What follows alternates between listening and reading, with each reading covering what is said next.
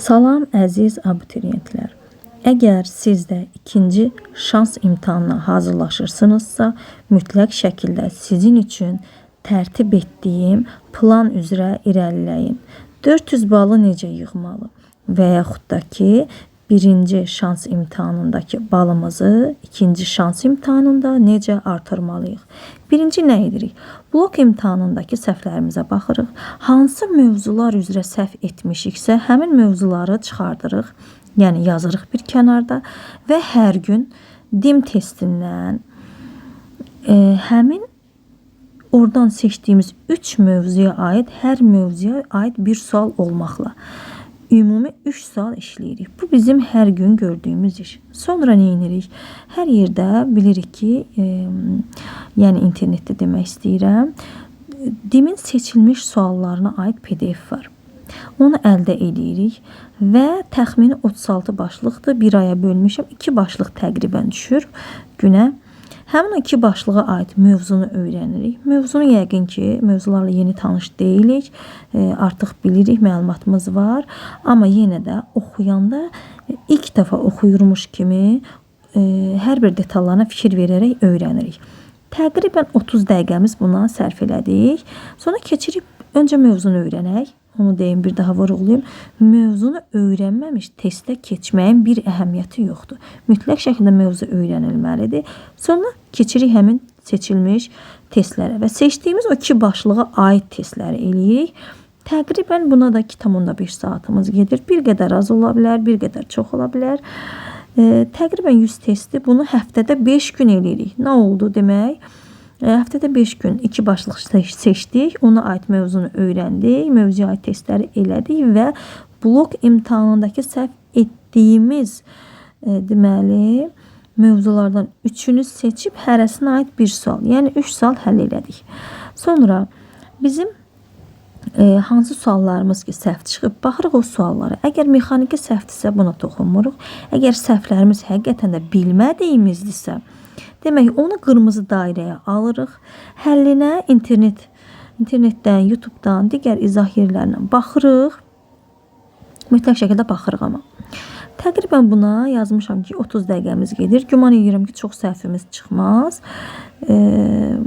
Ki, vaxtımız da az geçsin buna.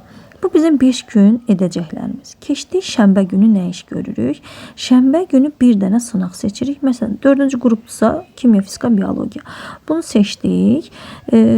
Arxadan, daha doğrusu sonuncu ildən əvvəlki illərə doğru qayıtmaq şərti ilə sınaqları seçin. Məsələn, elə ən sonuncunu seçə bilərsiniz ki, birinci şansın suallarını işləməklə sonra gedin 2025-ə, 2024-ə. Bu şəkildə ard-arda gedirik. Amma şənbə günü bir sınaq. Yəni, hər şənbə bir sınaq işləyəcəyik. Aha, vaxtla işləyirik. İmtahandan təqribən yarım saat, 20 dəqiqə tez bitirməliyik. Təqribən 3 saat yazmışam. Və testi işləyəndə üstündən ayrılmırıq. Necə imtahanda, elə də evdə o şəkildə işləyirik ki, imtahan şəraiti yaradaq və biz buna alışaq. Bir də nəyi vurğulamaq istəyirəm? Hansı fənni yaxşı bilirsinizsə, o fəndən başlayın. O fəndən başlasaz, imtahanda da bu şəkildə eləyin. Bu sizə motivasiya verəcək, özünə inamınız artacaq. Bizim sınağımızı bitirdik. Bitirəndən sonra bir qədər fasilə veririk və bir həftə ərzində günün yerdə qalan saatını neyinirik? Bir həftə ərzində kimyada, fizikada, biologiyada, ümumilikdə deyirəm. Onlardan nə səhv etmişiksə, həmin səhvlərimizi qırmızı dairəyə aldığımız səhvlərdən danışıram. Həmin səhvlərimizi yenidən o sualları həll etməyə çalışırıq. Ki, görək bizim həllinə baxdığımız suallar yenidən beynimizə həkk olubdumu, yoxsa yox. Bu şəkildə həll etdik. Bazar günü tam istirahət. Heç bir şeyə baxmırıq, heç bir şey eləmirik. Burada yazmışam gündə 11 saat çalış. Yəni mən 3 fənni birlikdə nəzərdə tutmuşam. Hər fəndən təqribən 3,5 4 saat düşür.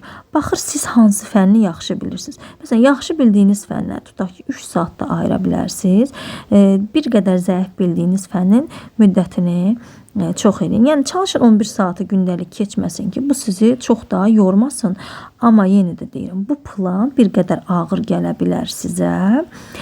Bu planı siz tamamilə yerinə yetirsəz, riayət etsəz, mən əminəm ki, imtahanda əvvəlki nəticənizdən daha da yaxşı nəticə əldə edəcəksiniz. Belə əziz abituriyentlər, hər birinizə uğur arzu edirəm.